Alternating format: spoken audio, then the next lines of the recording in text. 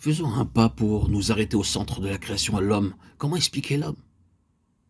Que n'a-t-on pas écrit, que n'écrit-on pas encore sur l'évolution des mollusques et sur la préhistoire de l'Homo sapiens, l'homme?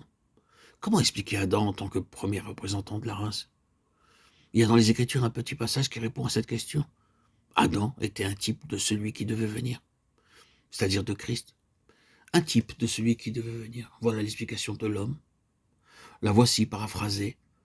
L'intention primitive de Dieu, c'était que chaque homme apparaissant sur la terre devint conforme à l'image de son Fils Jésus-Christ.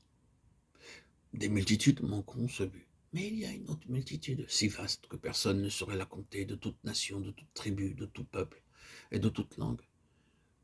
Qui y parviendra glorieusement? Quelle vocation? Quelle destinée magnifique?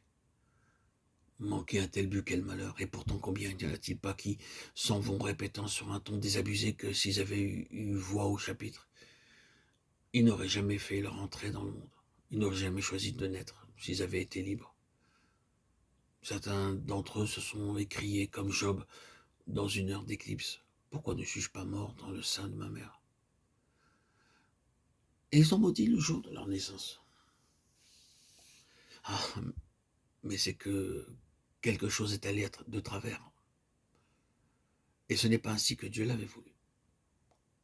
Même si nous avons des jours qui nous apportent plus d'ombre que de lumière, et où nous nous demandons si vraiment tout bien considérer la vie vaut la peine d'être vécu, revenons à la pensée de Dieu et ouvrons-lui les portes de notre être intime.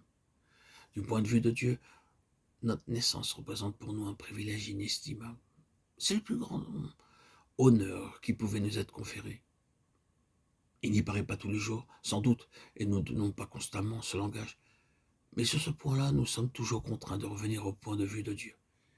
Et quand nous y revenons, quand nous réfléchissons que notre destinée est de devenir conforme à l'image de son Fils, quand nous nous représentons cet univers peuplé d'hommes et de femmes semblables à l'image du Fils de Dieu, manifestation universelle du Christ glorifié, éclatante expression de la gloire du Père, telle qu'elle rayonne maintenant en la personne du Fils.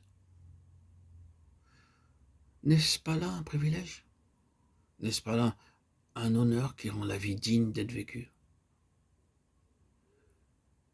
Voilà pour l'homme. Nous ne pouvons ici qu'effleurer chacun de ces sujets. Il nous faut que rendre gloire à Dieu pour cette explication que nous avons de ce qu'est l'homme.